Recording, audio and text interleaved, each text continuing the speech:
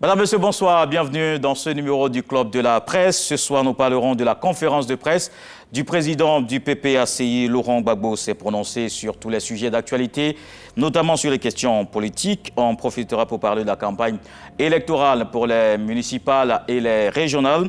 Et la mort de Prigojine cette semaine, on en parle également encore des zones d'ombre sur ce crash de l'avion du patron de Wagner. Nous recevons avec beaucoup de plaisir Lansine Bakayoko, chef du service économie, analyste politique. Nous recevons également avec beaucoup de plaisir Dr Bamba Sidiki, qui est enseignant-chercheur à l'université. Un autre enseignant-chercheur est avec nous ce soir que nous recevons aussi avec beaucoup de plaisir, Dr Bangali Ngoran. Et nous terminons avec Sylvain Debailly. Messieurs, bonsoir, je vous souhaite la bienvenue. Bienvenue dans le Club de la Presse.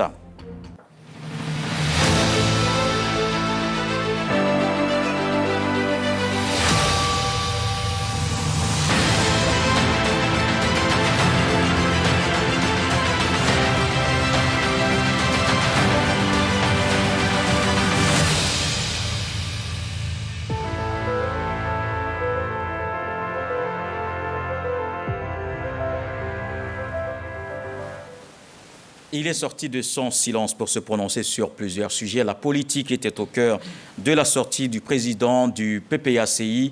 Un résumé avec Davis Oyo et on se retrouve. Laurent Gbagbo sort de sa réserve. Une sortie officielle du président du PPACI en présence de la presse nationale et internationale.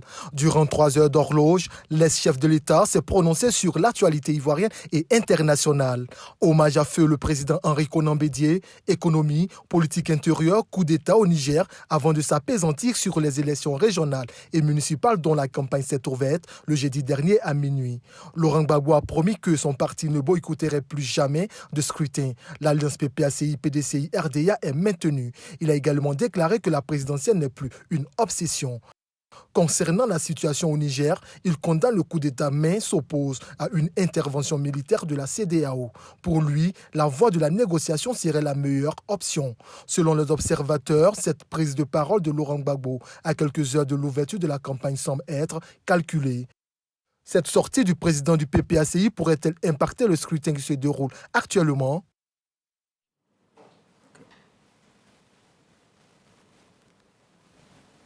Alors, messieurs, rebonsoir. Je vous souhaite la bienvenue sur ce plateau du Club de la Presse. Alors, quels sont vos premiers commentaires sur cette sortie de Laurent Gbagbo? Je commence par Sylvain. Oui, comme vous le voyez, c'est Laurent Gbagbo qui était demandeur de cette conférence parce que sa parole, depuis son dépôt de l'AE, est devenue tout de même rare. Et donc, les journalistes ont voulu savoir ce qu'il avait à dire. Et effectivement, il s'est présenté.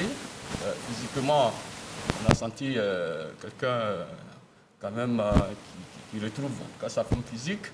Et puis, bon, il y a ce grand inspirateur de mode, hein, vous avez vu la chemise, etc. Et puis, bon, maintenant, il y a le contenu de son discours. Bon, on va reprendre. Il semble qu'il y a un problème sur le micro, là. Pour qui? Pour moi ou pour lui?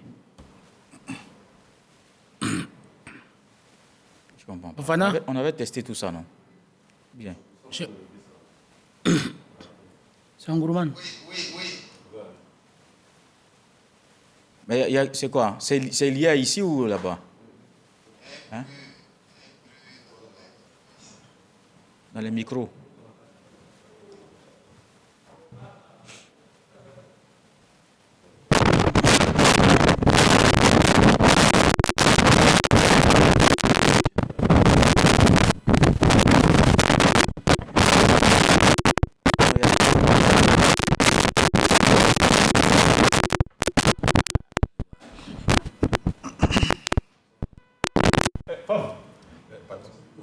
On y va, Sylvain, on va voir. On y va, on va voir. Fofana, tu peux regarder si c'est bon. On y va. Debailly? Oui, bonsoir, bienvenue. Une sortie attendue, vous avez dit? Fof, tu peux écouter? Oui, allons-y, on va tester. Ah, d'accord. Oui, une sortie qui était attendue, oui. C'est bon, Fofana? C'est bon. OK. On va faire les autres aussi? Voilà. Docteur Bangali. Oui, heureux d'être là, de pouvoir dire un mot sur l'actualité de la semaine concernant le président Laurent Gbagbo. Ça va? Ça va? Docteur Bamba maintenant. Ouais, heureux d'être là également pour l'actualité nationale. C'est bon? Et puis? Mon petit frère, ça va, non? Oui, ça va très bien. Ok. Bon, on attend qu'il monte et puis on va reprendre. On reprend à partir du retour. Après l'élément soutien, c'est ça, non? Oui, la question. La question, d'accord. Ok.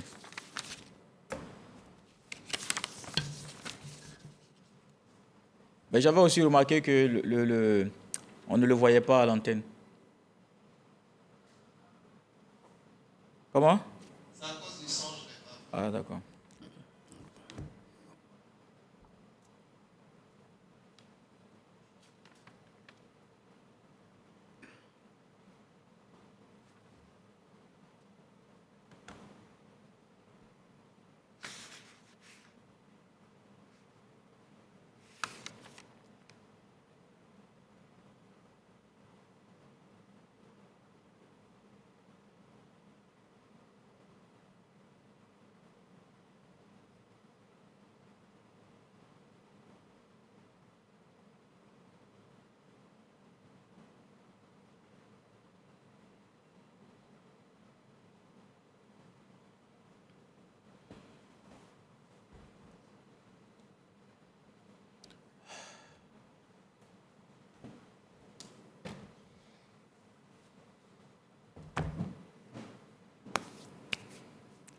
Prof, c'est bon, on peut y aller là.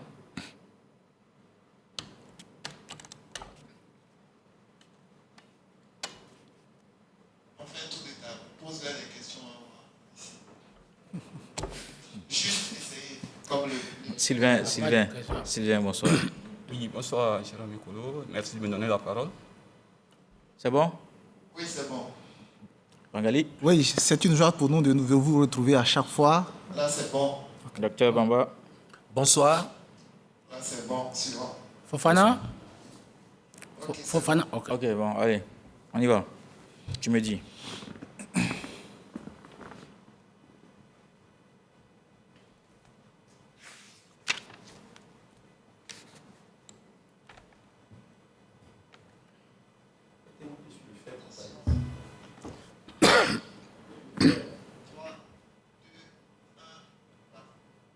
Alors, messieurs, c'était un tour sur tous les sujets qui animent la vie politique, économie, société. Quel est votre premier commentaire, en commençant par Sylvain Debailly?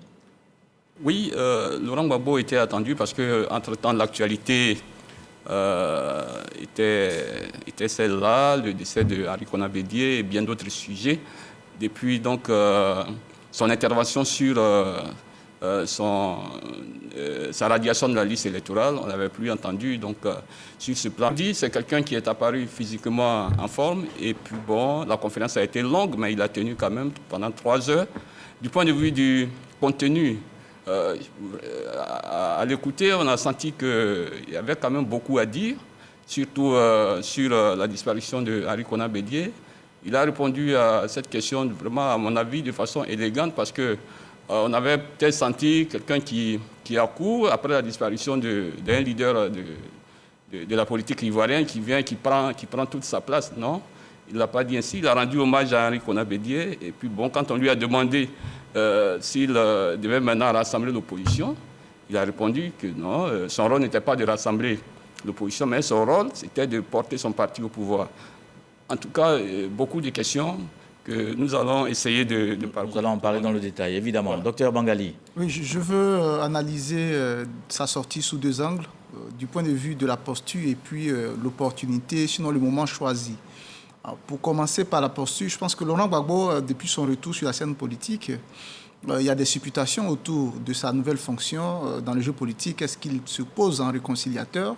Et donc, faisant partie d'un club d'anciens présidents qui prennent d'une certaine manière de la hauteur par rapport à la politique politicienne, ou est-ce que Laurent Gbagbo il se pose en posture de combat? Et je pense que pendant 3 heures du temps, il a entretenu les Ivoiriens et la communauté internationale dans une posture de combat parce qu'il a jeté un regard plutôt critique sur la dimension politique, la dimension administrative, en tout cas la gestion générale du pays.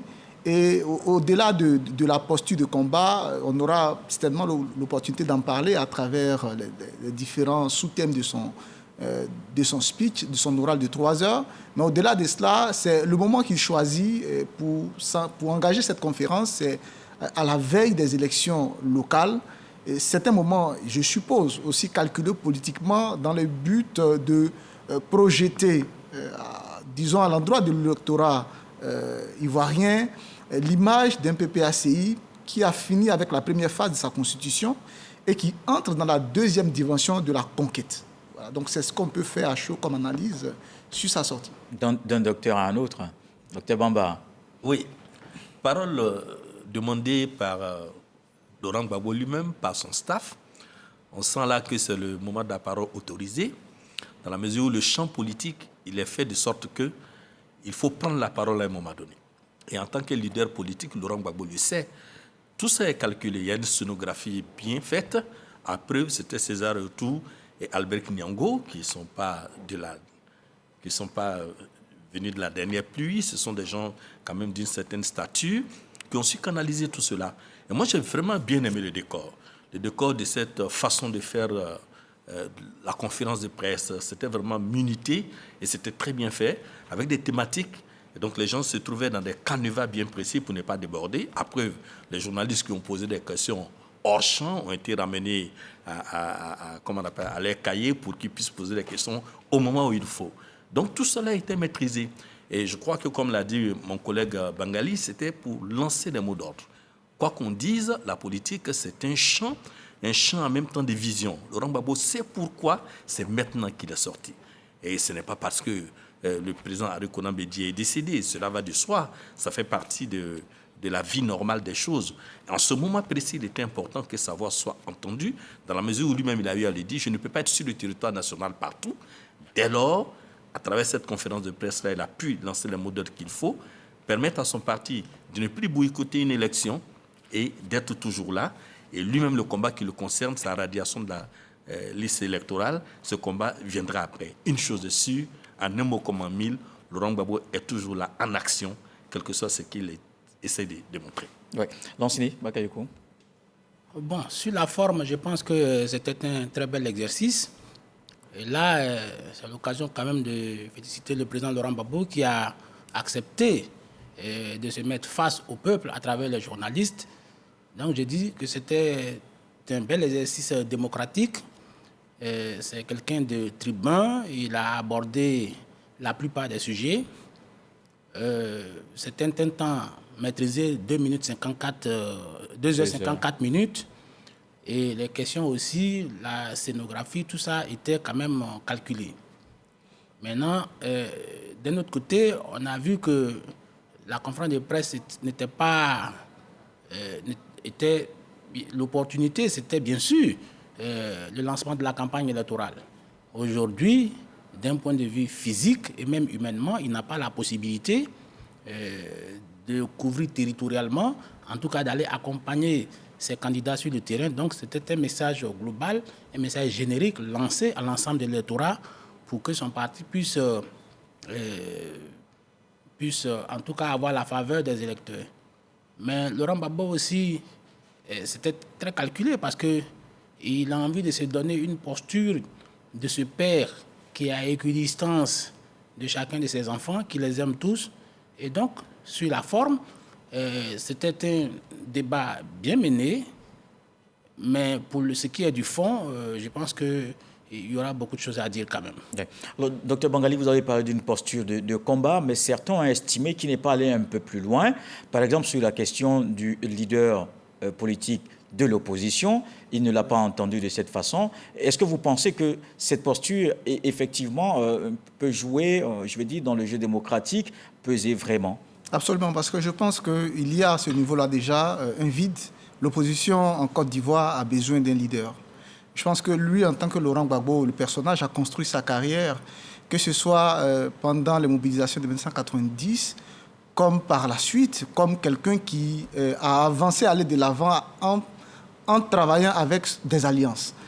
que ce soit la coordination des partis de gauche de 90, qui composait 4 partis politiques, que ce soit le Front républicain, Laurent Gbagbo a toujours été un homme qui a propulsé sa carrière vers le haut à travers des alliances. Donc, moi, personnellement, si je dois faire connaître mon analyse, je pense que c'est une erreur de penser que Laurent Gbagbo, le personnage qui s'est construit en tant que une force politique propulsée par des alliances, c'est une erreur de penser qu'on peut ramener son parti au pouvoir sans utiliser un appareil politique plus large.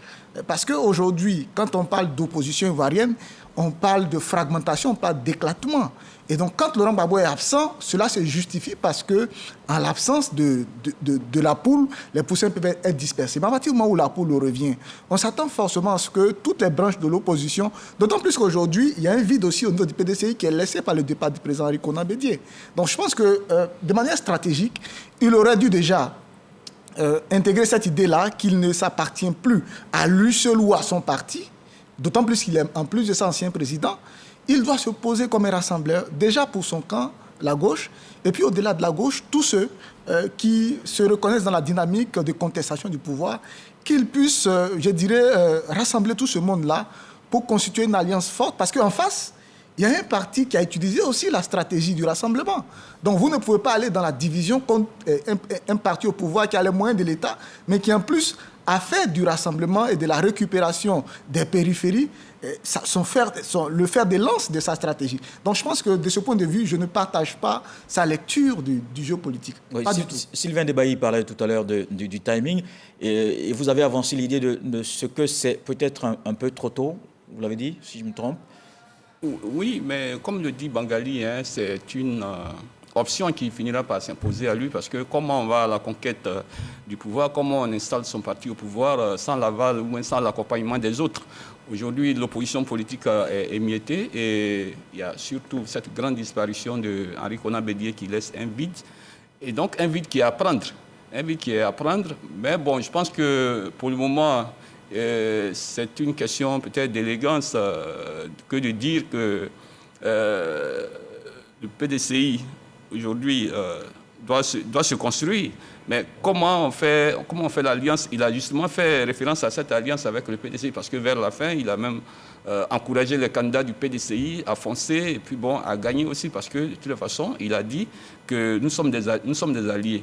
Donc, de toutes les façons, cette alliance, si elle doit subsister, doit être renforcée. Et au besoin, il faudra aussi d'autres forces, que d'autres forces rejoignent, en tout cas, cette alliance qui va se mettre en place pour pouvoir apporter une réponse au pouvoir, qui a besoin aussi d'être peut-être secoué pour pouvoir se sublimer aussi. Donc, ici, Laurent Gbagbo avait vraiment un message à passer. Il avait un message à passer, non seulement par, comme vous l'avez dit, le timing de sa sortie, mais sur bien d'autres sujets, et surtout la gouvernance actuelle. Bon, il a exposé ses grands principes, par exemple sur la dette, qui n'est pas pour l'endettement massif, et qu'il faut limiter peut-être le taux d'endettement, etc. Mais il y a des sujets qu'il a voulu éviter aussi. Par exemple, le sujet Blé Goudé, le sujet Simone Gbagbo, parce que si vous remarquez bien, le terrain a été balisé, et dès l'entame de la conférence, les consignes même ont été... Pourtant, quand même, sur la question politique, on s'attendait justement à entendre Laurent Gbagbo sur ces questions Blé Goudé et aussi Simone Gbagbo. Lansine Bakayoko, vous êtes peut-être d'accord aussi en disant qu'on n'est pas allé un peu plus loin sur bien le sujet? Oui, moi je suis resté sur ma faim. Tout à l'heure, quand j'ai félicité le président Laurent Gbagbo, c'était sur le principe même de venir face à des journalistes pour pouvoir s'exprimer. Mais sur le fond, il y a manifestement beaucoup à redire, parce qu'il a éludé beaucoup de questions, notamment la question de Blé Goudé et la question de Simone Gbagbo, qu'il a volontairement esquivé.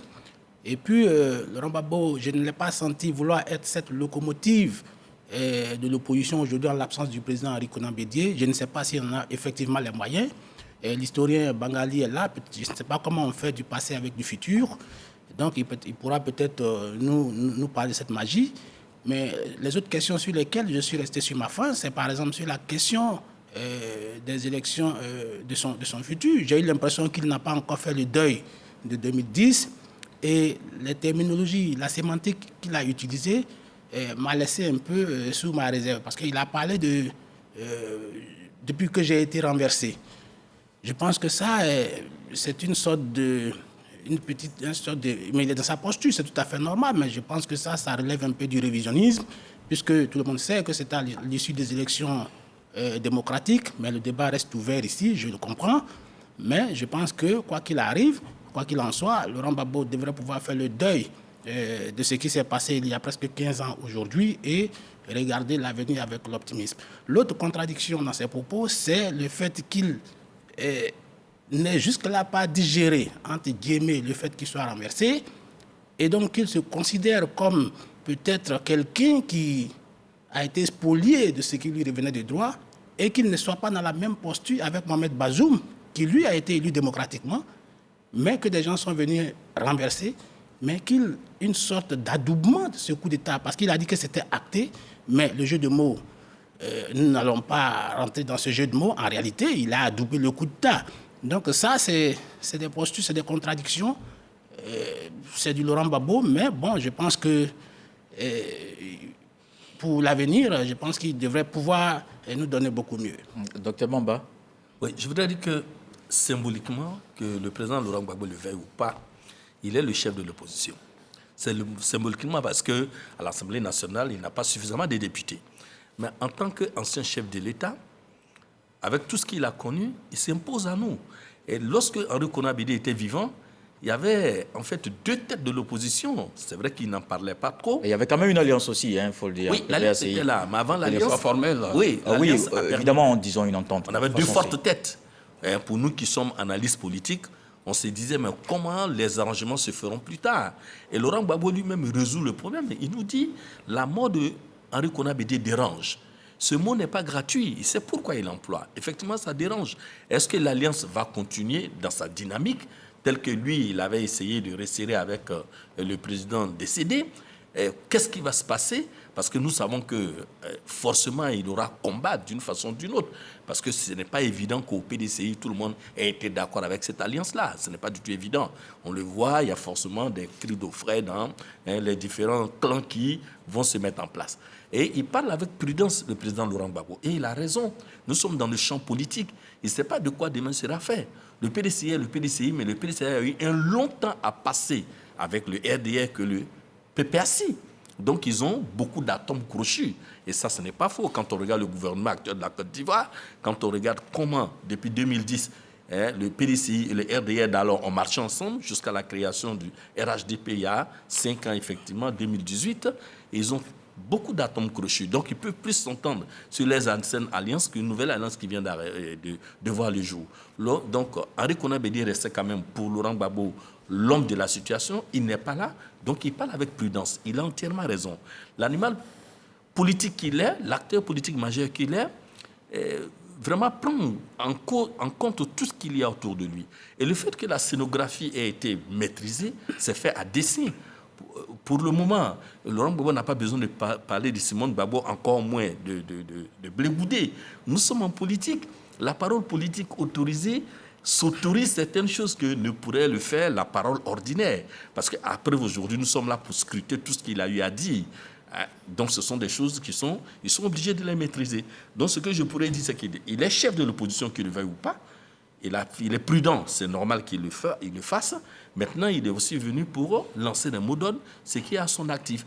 En ce moment précis de l'histoire de la Côte d'Ivoire, il était important qu'il prenne la parole dans la mesure où, au-delà même des élections, il y avait une prise de parole qui était attendue. Il est très facile pour le président Ouattara de prendre la parole lorsque Henri Konan Bédié décède. Il lui rend les hommages qu'il faut. Quelle est la voix de Laurent Gbagbo? Elle n'était pas là. Donc, il a profité de cette conférence-là pour dire ce qu'il pensait et pour faire les critiques qui s'imposent. Alors, je sais que Dr Bangali veut réagir, l'enseignant aussi. Comme il est juste à côté, on commence par lui. Moi, j'ai senti aussi une sorte de dépit, pour ne pas dire une sorte de désespoir pour Laurent Gbagbo. Parce qu'en fait, le président Henri Konan Bédié était son colistier idéal, vu qu'ils étaient sur le même paradigme d'âge, à peu près. Et en tout cas, c'était, si vous voulez, les elders de la vie politique aujourd'hui. Alors, un des elders s'en va, ça dit que Laurent Gbagbo reste, si vous voulez, en tout cas au niveau de l'opposition, reste le seul le seul doyen parmi les jeunes. La symbolique est grande dans la société africaine. Les grands ne s'amusent pas avec les enfants. Aujourd'hui, Henri Konan Bédié laisse ses enfants. Laurent Gbagbo reste le principal père de l'autre camp. Et donc, on a l'impression qu'il viendra s'amuser dans le même marigot avec ses enfants. Et ça, j'ai senti cette sorte d'amertume chez le président Laurent Gbagbo.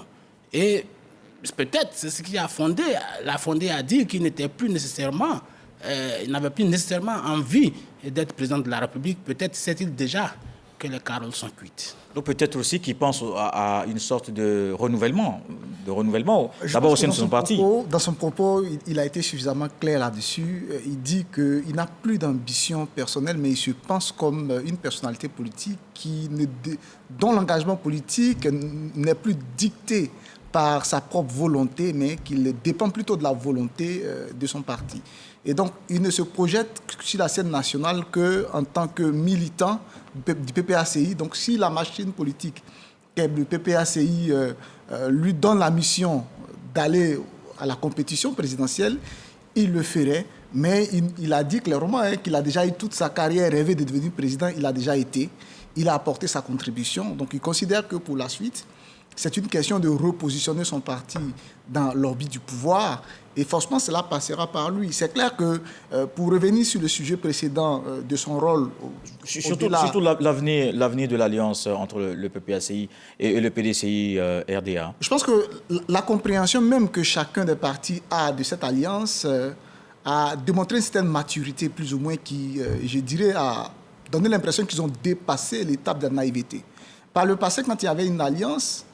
il s'agissait plutôt, dans la compréhension de chaque centre de l'Alliance, d'instrumentaliser l'adversaire pour aboutir à ses fins. Mais il a été clair que pour le PDCI, dès le début, il était question de discuter, disons, d'aller au cas par cas, en fonction des circonscriptions concernées. Quand il y avait un acteur du PDCI de premier plan et qu'il n'était pas possible de renoncer à la compétition au profit d'un candidat du PPACI, dans ce cas-là, on maintenait le candidat du PDCI. Et c'est la même chose aussi que le PPACI a appliqué par réciprocité. De sorte qu'aujourd'hui, je considère qu'avant que le président Bédié ne parte, ils avaient déjà tracé les sillons de comment est-ce que la collaboration allait se faire. C'est selon le principe que chaque parti doit d'abord défendre ses intérêts électoraux. Et je pense qu'à partir du moment où il a tracé ce candidat, même s'il n'est plus là aujourd'hui, c'est dans ces sillons-là qu'ils doivent avancer. Donc c'est sur le principe de la négociation au cas par cas, en fonction des circonscriptions concernées ou en fonction de la compétition. Mais il n'y a pas de manière, je dirais, ramassée, une orientation tout azimut, un sens dans lequel il faut aller, quelles que soient les conditions. Non. Il s'agit de raisonner cette alliance de sorte à ce que les décisions, les postures soient adoptées en fonction de l'intérêt de chaque parti. Ce qui sera difficile à appliquer dans la pratique parce que, on l'a vu, pendant ces élections locales, ça a entraîné des dysfonctionnements dans certaines localités où, malgré que les deux partis sont en alliance, ils vont se retrouver en compétition. Et donc, avec tout ce que ça va avec en termes de rivalité, d'attaque sur le bilan de l'allié, et donc c'est forcément un dysfonctionnement. En tant que parti allié, par exemple, au PPACI, on s'attendait à ce que ce soit à Yopougon, que ce soit dans les autres circonscriptions. D'ailleurs, le cas de Yopougon a été pris pour exemple, oui. Que ce soit à Cocody, dans toutes les circonscriptions, on s'attendait à ce qu'au moins, il y ait ce minimum syndical-là, qu'il y ait une entente pour mettre en avant, disons, le parti qui est apprécié comme étant localement le plus populaire, et puis positionner, disons, en second plan, le second allié, mais ça a été impossible parce que chacun dans certaines circonscriptions croyait en ses chances. Et puisque ces grandes communes sont généralement des moyens on veut la main de ces communes-là pour souvent financer la lutte du parti. Donc chacun veut contrôler la commune, contrôler son budget. Et ça a été difficile à réaliser de sorte que finalement on donne l'impression d'une alliance boiteuse dans la pratique. C'est votre avis, une alliance qui ne marche pas bien, Sylvain ? Oh non, mais je pense que sur le sujet, il a demandé à ce que l'on soit patient et de ne pas s'attarder sur les localités où ça n'a pas marché, mais de regarder aussi là où ça a marché. Et un enjeu présent. Bien entendu. Vous voyez, les gens s'attendaient à ce que sur la question de Yopougon, qu'il désavoue le PDCI, il ne l'a pas fait. Il ne l'a pas fait, quoique ce soit son fils qui soit le candidat du PPACI là-bas. Il a plutôt dit, vous voyez qu'à Yopougon, vous parlez du cas de Yopougon, mais vous ne parlez pas du cas de Daloa. Là où, enfin, du Haut-Sassandra, là où l'Alliance aussi a marché en faveur du PDCI. Vous comprenez? Donc, je ne pense pas que ce soit une fixation. D'ailleurs, il y a déjà eu des alliances. Donc, je pense qu'aujourd'hui, il est dans une posture où il tire des leçons de tout ce qui a bien pu se passer. Il y a eu... et puis, il regarde très bien quand même qu'il y a encore au sein du PDCI des velléités d'aller vers le RHDP. Donc, il ne va pas tout de suite au combat. Il pense que à l'avenir, disons après les obsèques du président Bédié, il faudra y aller avec tact. Il faudra communiquer ou alors adopter une approche telle que le PDCI soit vraiment intéressé par cette alliance réelle avec le PPACI qui a marché dans certaines localités. Comprenez donc l'avenir sera vraiment déterminant pour cette alliance. Alors, on va parler de cette élection municipale, et cette élection régionale également.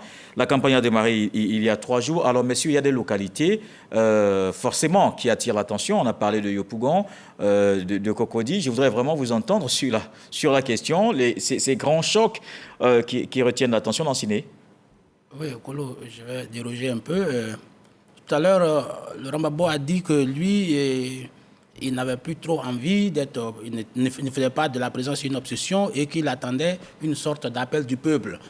Et cet appel du peuple-là, je ne vois pas comment aujourd'hui ce peuple du PPACI pourrait dire non à Laurent Gbagbo ou préférer quelqu'un d'autre à Laurent Gbagbo. Donc je pense que ça, c'était un peu spécieux parce que nous savons tous que les appels du peuple en Afrique sont toujours en faveur du chef. Alors ça, c'était une parenthèse. Maintenant, pour la question que tu me poses, oui, la compétition sera rude dans beaucoup de circonscriptions. Moi, je pense à Cocody, par exemple, où il n'y a aucune lisibilité, en tout cas sur un vainqueur putatif qui sera là. Et en dehors du 2, on ne sait pas aujourd'hui, même les tendances, c'est difficile. Il y a une ville comme Dabou, d'où je viens fraîchement, où la compétition sera effectivement rude, puisque l'opposition n'est pas parvenue à trouver un consensus, là-bas, notamment au niveau des municipales. Chaque parti a son candidat, et il y a d'autres localités aussi. À Yopougon, effectivement, ça va être une rude compétition. Adama Bictogo, qui aujourd'hui essaie de déployer une sorte de machine à moudre de l'opposition, je ne sais pas s'il y parviendra, puisque Diaoufé aussi, effectivement, a une couverture territoriale vraiment respectable. C'est l'un moins pour Michel Gbagbo que j'ai sillonné à Yopougon. Je ne l'ai pas souvent vu, notamment sur les pancartes. Peut-être fait-il du porte-à-porte, l'avenir nous le dira. Mais il y a beaucoup de circonscriptions, je pense à Daloa aussi, où les choses vont être rudes, dans le Guémon aussi, et même dans le Cavalier, avec Hubert Oulaye et Anne Ouleto. Et donc, je pense que ce qui, moi, me réjouit dans cette affaire, c'est une compétition ouverte. C'est pour ça que je suis resté un peu réservé sur les propos de Laurent Gbagbo lors de sa conférence de presse, quand il parlait de fraude présumée. Et je pense que ça, c'était un peu déplacé et c'était porteur, un peu confligène, de lancer aujourd'hui que la fraude peut être le grand arbitre de cette compétition. Et nous pensons que la compétition sera ouverte, que tout le monde se tranquillise, tel que les choses s'en vont. Nous pensons que la CEI devrait jouer sa partition et nous avons confiance à cette institution. Docteur Bamba. Oui, compétition ouverte pour les élections municipales et régionales, c'est bien pour la démocratie. Moi, les alliances existent, les alliances électorales. Après, en tout cas pour l'heure, entre le PPAC et le PDCI, c'est une alliance électorale. Nous ne sommes pas encore arrivés à l'alliance idéologique avec tout ce qui va avec, un programme de gouvernement commun, un candidat peut-être unique en 2025. Nous n'en sommes pas là pour la simple bonne raison que les deux partis ont gouverné ce pays. Et donc ces deux partis ont beaucoup d'intérêt. Chacun sait ce que les élections valent. Après, le docteur Bangali l'a dit, on sait que c'est une véritable manne financière. Et en même temps, la preuve pour un parti politique de dire qu'il est parti politique, c'est d'avoir des dividendes électoraux. Tant qu'on n'a pas de poste électif, lorsqu'on n'a ni député, ni maire, ni président de conseil régional, ce n'est pas bien pour le parti. Laurent Gbagbo lui-même l'a dit. Dès aujourd'hui et à partir de maintenant, nous n'allons plus boycotter des élections parce qu'en les boycottant, nous savons ce qui nous est arrivé. À preuve, aucune lisibilité sur le territoire national. Et grâce à ces élections-là déjà, ils vont voir ce qui sous-pèse. Maintenant, entre le PDC et le PPACI, parce qu'on considère que le RHDP avec leurs différentes unions et en faisant, comme l'a dit Dr Bangali, vraiment le jeu des périphéries où ils ont récupéré tout le monde. Je crois qu'il faut attendre le bilan réel de ces résultats-là pour voir si l'alliance a déjà marché. Effectivement, avec les différentes alliances où les choses ont marché, il n'y aura pas de problème. Mais si jamais l'opposition perdait, par exemple à Port-Boué, par exemple ici à Cocody ou ailleurs, je crois que la suite serait très difficile dans cette histoire d'alliance électorale entre le PPAC et le PDC. Sylvain Debaï. Oui, comme vous parlez de données du terrain, effectivement, on a quand même des régions et des communes qui attirent quand même nos regards. Vous avez parlé de Yopougon, effectivement. Il y a là-bas une démonstration de puissance et c'est surtout à l'affichage, il y a quand même certains candidats qui se démarquent du point de vue des affiches publicitaires et tout. Moi, j'ai vu souvent Adama Bictogo, j'ai vu souvent Diaoufoué. Il y a 5 candidats, les autres ils sont très peu visibles, en tout cas dans l'affichage. Mais ce n'est pas ça, peut-être ça le déterminant de l'élection, mais c'est quand même aussi un moyen de mobiliser l'électorat. Il y a également l'AME à Zopé, sa région, là-bas, c'est le Premier ministre donc, qui est opposé en région à un de ses frères, l'ancien ministre Léon Monnet, qui conduit la liste PDCI-PPAC. Là-bas également, nous y étions hier, mais une mobilisation de Patrick Hachi, qui a quand même battu le rappel de ses troupes, et également son épouse, qui est à la mairie. Zopé. À la mairie d'Azopé. Il y a le cas d'Abobo, où quand on arrive, les affiches qu'on voit, c'est la ministre Kandia, c'est Kone Teifou. Donc ceux qui veulent vraiment s'exprimer, ceux qui ont vraiment quelque chose à prouver, en tout cas, ils mettent tous les moyens. Ils mettent tous les moyens parce que cette élection aussi est une élection de moyens financiers. De moyens financiers. Aujourd'hui, avec le coût de la vie, une affiche publicitaire, ce n'est pas moins de 200 000 francs par chose. Donc, il y a tout ça qui pèse dans cette élection. Et ceux qui n'ont pas beaucoup de moyens, ils ont leur stratégie. Ils parlent souvent du porte-à-porte. On peut multiplier les exemples. On a peut-être Guiberois, où il y a le duel des dames. 2 dames qui sont opposées, qui font figure de favoris, la candidate du PPAC et la candidate du RHDP, qui est la maire sortante. Vous avez Gagnoa, Korogo, et vraiment, cette élection, elle est ouverte, comme on l'a dit. On va la suivre. Mais je pense que la question de la fraude qui a été tout à l'heure, c'est une élection. C'est une élection. La question de la fraude, elle est toujours résiduelle, mais on ne peut pas la rejeter. C'est une question qui, à mon avis, met la pression sur l'organe électoral, la CEI, et qui montre sa volonté de bien faire. Nous souhaitons tous pour que la démocratie soit favorisée, pour qu'on soit totalement dans l'apaisement, que la CEI soit vraiment vigilante et qu'elle prenne les décisions conformément à la loi pour pouvoir mettre tout le monde sur le même pied d'égalité, parce que c'est ça qui peut éviter les tensions. Les déchirages d'affiches qu'on a déjà constatés ça et là, je pense qu'il faut encore sensibiliser pour que les gens soient quand même assez citoyens. On va terminer sur la question avec Dr Bangali. Rapidement, ce sont des élections de développement, que ce soit concernant les municipales ou encore les conseils régionaux. Alors, mais de façon ramassée, quand on a écouté les candidats des différentes, je dirais, chapelles politiques, d'un côté, on a un message de l'opposition qui est beaucoup centré sur le concept de l'autochtonie, donc de dire que nous sommes des natifs de la région et donc nous avons le monopole de l'amour de la terre de nos ancêtres. Et puis du côté du parti au pouvoir, le message qui prime, c'est le chantage aux infrastructures. C'est-à-dire que c'est nous qui sommes ceux qui parlent à l'oreille du président de la République. Donc si vous voulez avoir des lignes budgétaires pour avoir des routes, il faut nous voter. Et donc ce sont les 2 messages qui s'affrontent. D'une part, l'autochtonie pour l'opposition, qui mise sur les fils natifs depuis des générations de la circonscription, et puis le parti au pouvoir qui fait une sorte de qui profitent plus ou moins de ses avantages, de son avantage, ses privilèges d'être au pouvoir et de brandir cela comme un chiffon rouge. Il faut nous voter si vous voulez connaître un développement accéléré. Mais au-delà du contenu des messages, au-delà de cela, je pense que le défi premier de ces élections locales, c'est d'intéresser pour une fois le peuple à la compétition.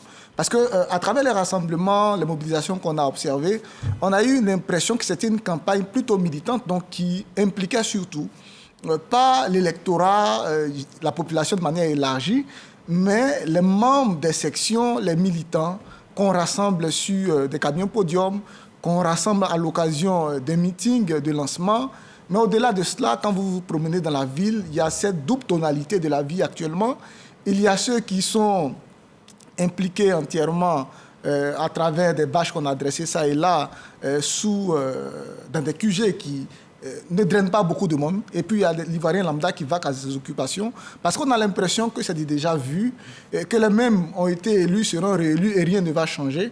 Et donc je pense que l'un des défis, c'est surtout le taux de participation, c'est d'arriver à intéresser par le discours politique, même par le contenu du discours politique, par les méthodes de tout cela, arriver à intéresser les offres politiques. Les offres politiques, en quelque sorte, d'arriver à intéresser l'électorat, en sorte qu'au soir de l'élection, il y ait véritablement un taux de participation qui donne de la légitimité à ceux qui auront été choisis.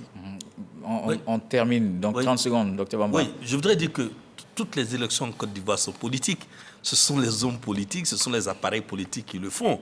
Donc les élections de développement, c'est vrai, on le dit, mais je pense que c'est plus de la rhétorique. Sinon, en réalité, ce sont les partis politiques qui vont aller se battre. Et c'est un test pour eux pour se projeter déjà en 2025. Eux-mêmes le disent. Donc je crois que le fait qu'on voit les militants, le militantisme fin ou réel est une vérité de notre politique depuis 1990. Donc on ne saurait faire autre chose que ça. Et voici encore le tableau d'aujourd'hui qui ressemble aux tableaux anciens. C'est que la politique prend toujours le pas sur les réalités de développement. Il faut y mettre également la montée en puissance des indépendants quand même, hein, parce qu'il y a une forte Oui, proportion même ceux qui sont issus aussi des partis politiques. Voilà, on en a parlé plusieurs fois déjà sur ce plateau du Club de la Presse. Alors, mais si on va sortir du pays et s'intéresser surtout à la mort de Prigojine en Russie, le patron de Wagner était à bord de l'appareil qui se rendait à Saint-Pétersbourg et qui a fait un crash. On en parle avec David Soyou, on se retrouve. Le patron du groupe paramilitaire Wagner, Evgeny Prigojine, est mort dans le crash d'un avion qui reliait Moscou et Saint-Pétersbourg. Le décès de celui qui avait tenté une rébellion finalement avortée en juin dernier contre Moscou a suscité de multiples réactions. Le président russe a salué la mémoire d'un homme talentueux qui a commis des erreurs. Vladimir Poutine a également promis une enquête minutieuse pour découvrir les raisons de ce crash. Décédé le mercredi 23 août dernier, sa disparition laisse planer un flou sur le groupe paramilitaire dans les zones d'intervention, principalement en Ukraine et en Afrique. La République centrafricaine et le Mali avaient été rassurés par Sergueï Lavrov, ministre des Affaires étrangères, sur la poursuite des accords lors de la dissolution de Wagner par le Kremlin. Selon les observateurs, ce décès va entraîner des défections dans les rangs du groupe paramilitaire. Wagner passera-t-il définitivement aux mains du Kremlin? Est-ce la fin du groupe paramilitaire? Que deviendra Wagner? Autant de questions suscitées par la mort d'Evgeny Prigojine. Il est décédé dans ce crash et évidemment, surtout sur les circonstances de sa mort, il y a beaucoup d'interrogations.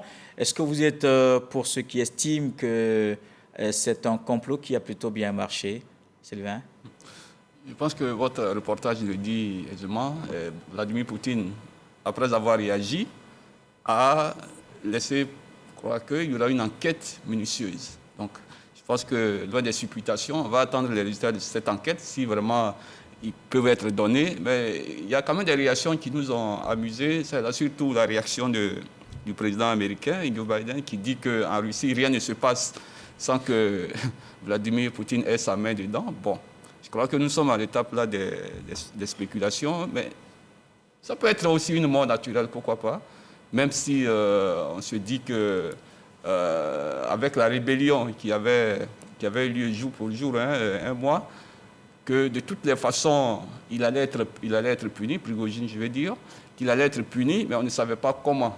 Et puis bon, ça peut être une coïncidence, il tombe dans un accident de son avion, avec même son numéro 2. Donc je crois qu'il faut peut-être attendre les enquêtes, mais c'est aussi ça. Hein, la rébellion de Prigojine était quand même un désaveu, était quand même une façon de défier quand même son mentor.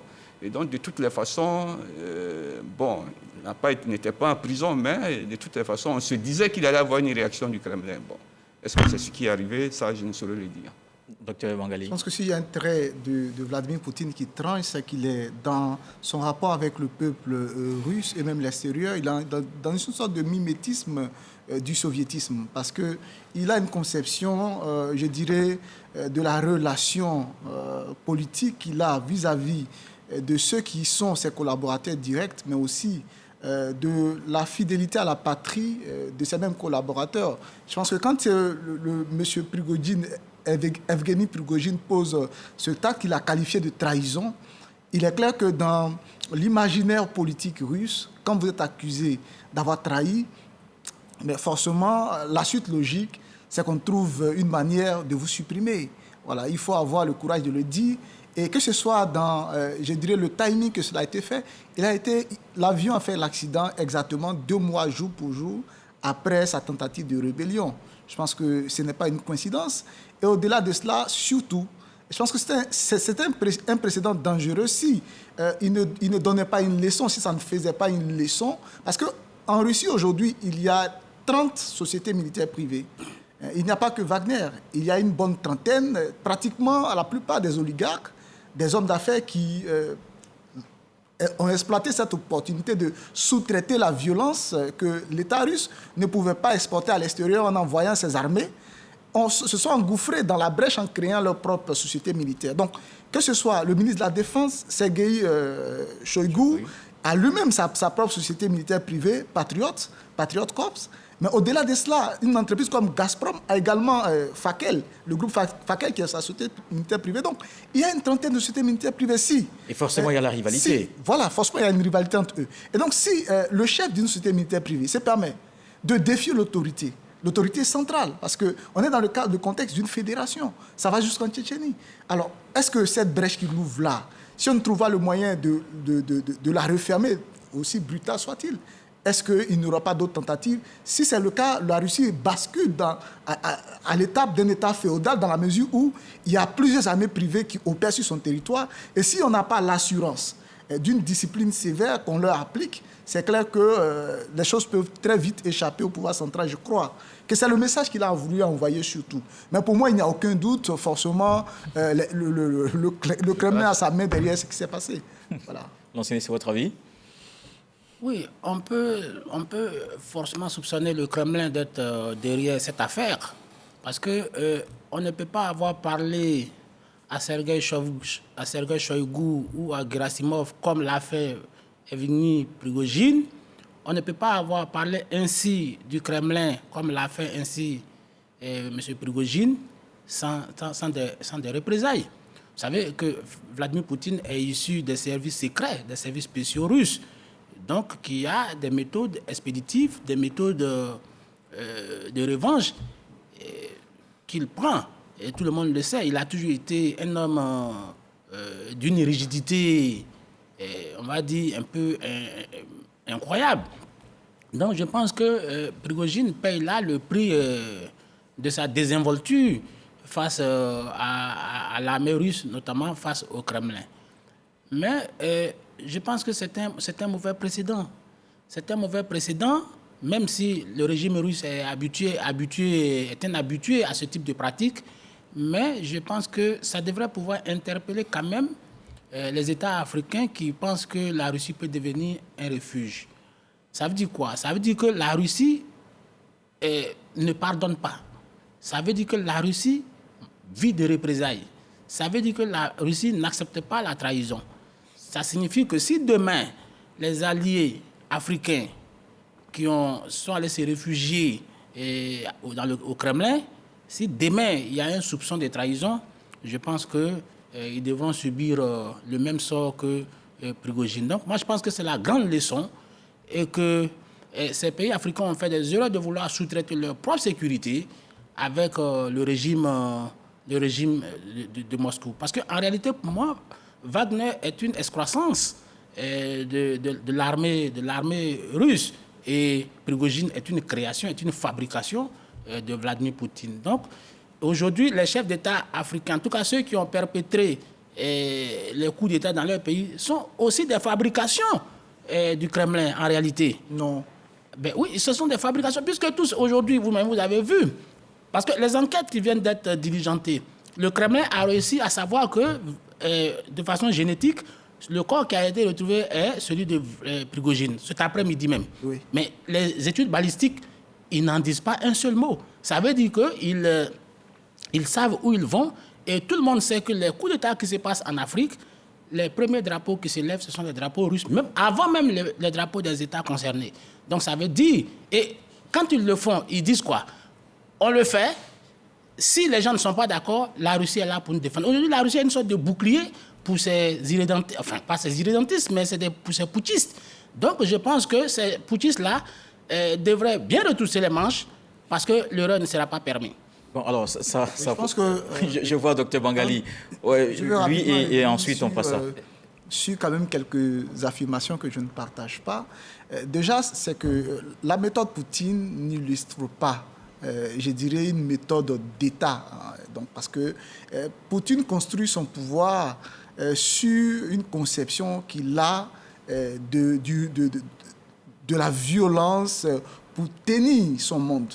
Mais je pense qu'au-delà de cela, la Russie en Afrique, pendant plusieurs décennies, est passée inaperçue. Pendant que Poutine tenait son pays d'une main de fer, on ne savait même pas dans certains pays comme en Centrafrique, c'est quand il y a eu l'arrivée de Wagner, même que le président de l'exercice a su qu'il y avait une ambassade russe là. Donc je pense qu'il faut quand même dissocier la personne de Poutine de la politique d'État. Voilà. Et puis au-delà de cela, je pense qu'en Afrique, dans aucun des coups d'État qu'il y a eu... Comment vous opérez cette magie-là aujourd'hui, à l'état actuel? Comment vous faites pour dissocier Vladimir Poutine et la politique d'État? Je vous l'ai expliqué tout simplement. Il faut bien nous expliquer cette magie aujourd'hui. Oui, mais aujourd'hui en Afrique, dans la conception d'abord russe de la politique, il y a une politique qu'on applique à la Fédération de Russie, il y a une politique qu'on applique à la zone des Balkans, qui est l'arrière-coup immédiat de la Russie, et puis il y a une autre politique qu'on applique au continent africain ou à des espaces plus éloignés. C'est en fonction de ce principe-là d'ailleurs que chez eux, il n'est pas admis que l'armée russe intervienne à l'extérieur. Et donc, quand il y a ce vide-là qui est créé, quoique les sociétés militaires privées soient même interdites en Russie, on les autorise parce que cela permet de combler un vide, donc de les faire intervenir à l'extérieur. Pour dire qu'il y a cette situation de double vitesse. Et donc, ce n'est pas parce qu'au niveau interne, Vladimir Poutine tient son pays avec une main de fer, que la même politique sera appliquée dans les Balkans et que la même politique sera reconduite forcément en Afrique. Je pense que le champ étant différent, l'approche est différente. Ils savent qu'en Afrique, ils marchent dans un contexte où ils sont en rivalité avec d'autres puissances et les Africains ont le choix d'opter pour une telle puissance ou telle autre. Donc, ils se présentent ici avec forcément une posture, un visage de charme. Donc, je considère qu'il n'est pas possible que Vladimir Poutine joue il utilise ces mêmes leviers de violence qu'il applique à son monde russe en Afrique. Et puis, au-delà de ça, en Afrique, la Russie n'a pas été impliquée comme la cause des coups d'État, ou en tout cas comme celui qui tire les ficelles. Ce sont des coups d'État qui se sont produits sur la base, généralement de facteurs internes, endogènes. Et puis après, ce qui s'est passé, c'est que les putschistes ont eu besoin, pour pouvoir s'enraciner au pouvoir, se construire une légitimité, de faire appel à un autre partenaire, c'est-à-dire la Russie, pour servir de couverture, si vous voulez, de protecteur d'un coup d'État consommé. Donc, il faut faire la distinction entre la Russie qui serait, disons, dans le rôle de manipulateur pour provoquer des coups d'État, et puis une Russie qui fait plutôt de la récupération. Oui. Donc je pense que la Russie intervient après, pas avant que le coup d'État se soit fait. D'accord, messieurs, parlons de l'avenir de Wagner, justement, sur le continent. Docteur Bamba, qu'est-ce qui va se passer maintenant avec la mort du numéro 1, Prigojine? Il sera remplacé, naturellement. Voilà, la Russie ne va pas cracher sur ces sociétés militaires qui se sont créées. Hein. Ça fait aujourd'hui partie de la donne normale de la gestion des affaires extérieures de la Russie. Wagner, peut-être que le nom en tant que tel va peut-être poser problème. Ça, je l'ai lu dans beaucoup de journaux. Comme on le fait d'ailleurs, on peut débaptiser Wagner, lui donner un autre nom, mais les activités ne vont pas cesser. Dans la mesure où la Russie a besoin aujourd'hui de ces différentes sociétés militaires à travers le monde parce qu'ils sont en train d'une nouvelle dynamique d'occupation du monde à leur façon. Ce n'est pas comme les États-Unis le font, ce n'est pas comme la France, ce n'est pas comme l'Allemagne encore, l'Angleterre. Ils ont leur façon de faire, et c'est comme ça qu'ils le font d'ailleurs. À preuve, partout où Wagner se trouve, la Russie s'implante véritablement, dans la mesure où cette société dite privée est accompagnée par l'État à travers la tournée de leur ministre des Affaires étrangères. Il faut voir le lien entre tout cela. Et puis maintenant, pour dire un mot sur le coup d'État qui se passe aujourd'hui en Afrique francophone, il n'y a pas à délier le coup d'État de la présidente de la Russie. Non, si nous le faisons, en tant qu'intellectuels, ce n'est pas honnête de notre part. C'est-à-dire, ce que nous constatons, c'est que chaque fois qu'il y a un coup d'État, il y a des drapeaux russes. Est-ce que les drapeaux déterminent que c'est la Russie qui est là? Mais une chose est sûre, dans l'évolution des choses et les façons de se faire, il y a pas que la Russie ait directement sa main là-dedans. La Russie profite de la situation, ce qui est normal. Même les Occidentaux l'ont toujours fait. Mais ils sont présents. Aujourd'hui, ils sont plus présents qu'hier. Dans la mesure où ceux-mêmes qui gèrent nos États, où il y a eu des coups d'État, assument cette responsabilité de traiter avec la Russie. Dès lors, il n'y a, à mon avis, pas de problème majeur à ce niveau-là. Ce que je voudrais dire en terminant, c'est que Poutine, c'est lui qui a construit Wagner, c'est lui qui a construit Prigojine surtout. C'est sa construction, c'est sa fabrication, comme ça a été déjà dit. Et lui-même parle de Prigojine en ces termes. C'est quelqu'un qui est un businessman, c'est ce qu'il a dit, très redoutable, mais en même temps qui a fait beaucoup d'erreurs. Il est dit comme ça à des phrases simples. Et si nous savons lire entre les lignes, c'est qu'il reste un homme fort. Moi, j'ai beaucoup de respect pour ce monsieur qui, quand on a dit il ne faut pas faire 3 mandats... Pour lequel des messieurs Pour Poutine. C'est-à-dire quand on dit il ne faut pas faire 3 mandats, il dit il n'y a pas de problème, je ne fais pas 3 mandats. Il en fait 2. Et il devient vice-président avec quelqu'un qui le met au pouvoir, Medvedev. Et après, il revient au pouvoir. C'est-à-dire qu'il a toujours une façon de faire, sans oublier que c'est un homme du KGB. Et les gens du KGB, pour ce que nous savons des services secrets, ce n'est pas seulement la Russie. Tout le monde entier, tous ceux qui ont des services secrets, on sait qu'il y a des choses qui ne se pardonnent pas, et surtout la trahison. Oui, et Sylvain, oui. sur l'avenir de Wagner. Oui, rapidement, c'est que moi, je me réfère à une intervention d'un citoyen d'un pays où il y a eu un coup d'État qui a dit sur une chaîne étrangère que nous n'avons pas signé avec Prigojine, nous avons signé avec l'État russe. Donc, que Prigojine disparaisse, je pense que Wagner va toujours exister. Mais la question qu'il faut se poser, c'est pourquoi, en dépit du dénigrement de la presse occidentale sur Wagner, on le sait tous, pourquoi les États sont toujours tentés à traiter avec ce groupe? Il faut se poser la question.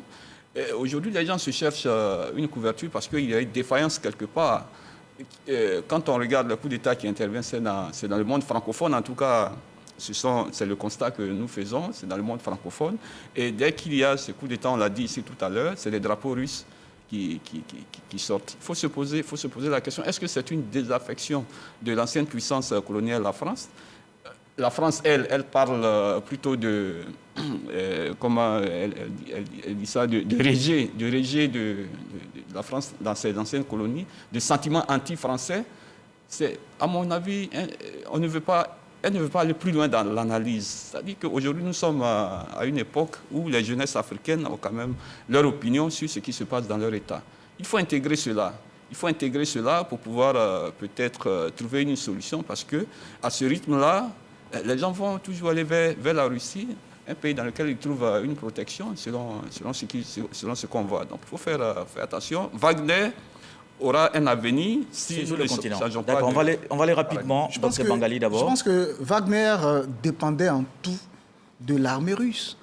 Vladimir Poutine expliquait il y a quelque temps dans une intervention télévisée que sur la période mai 2022 à mai 2023, sur le budget de l'État russe, ils ont payé les salaires des combattants de Wagner à hauteur de 1 milliard d'euros. Et donc, et les salaires et les équipements militaires sont fournis par l'armée et les entrepôts, les moyens de déplacement. On a vu pendant la bataille de Bakhmout, Evgeny Prigojine qui faisait des vidéos où il menaçait le ministre de la Défense pour savoir où se trouvaient les munitions, où se trouvaient les armes qu'il avait promis. Et donc, il était face à une situation d'impuissance quand il n'était pas approvisionné. Ça doit donner toute la réponse aujourd'hui qu'on cherche sur ce dossier-là. Evgeny Prigojine, et que ce soit lui-même, que ce soit Dmitry Hodkin, donc le chef des opérations Wagner, les deux cerveaux sont morts dans l'avion, mais tout l'appareil militaire de Wagner dépend de l'armée russe. En sorte que ce sont des fusibles qui ont sauté. Et c'était le but recherché, puisque après la fin de la phase de la conquête en Ukraine, où la Russie a déployé son armée dans ce qui était devenu des territoires qui sont rattachés à la fédération, on n'avait plus besoin des milices sur place. Donc, ils ont demandé à ce que les différents combattants signent des contrats avec l'armée. Et donc, disons, les chefs qui étaient les fusibles ont vu à travers ces protocoles d'accord-là la fin de leur règne. Donc, on cherchait déjà à se débarrasser de toutes les façons. Ils n'ont pas voulu que cela se fasse en douce. Cela s'est fait de manière violente et je considère que... Et il y a eu des morts aussi.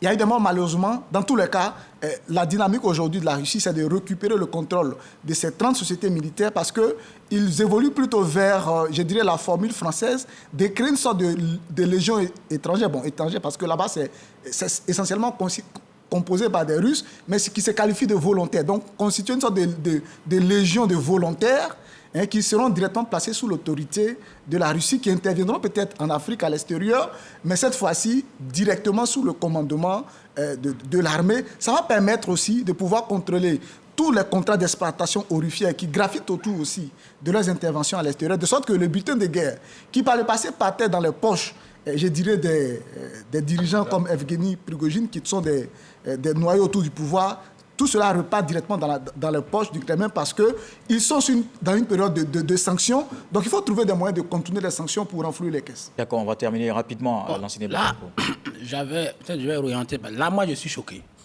Parce que quand on considère Wagner comme, si tu veux, une sorte de milice qui vient faire des rapines, aujourd'hui, la Russie elle-même veut faire les rapines à la place de Wagner.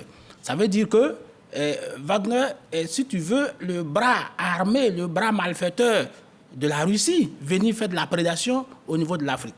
Maintenant, en ce qui concerne l'existence de Wagner, mais je vous ai dit, Wagner, c'est l'armée russe. Ce n'est rien d'autre.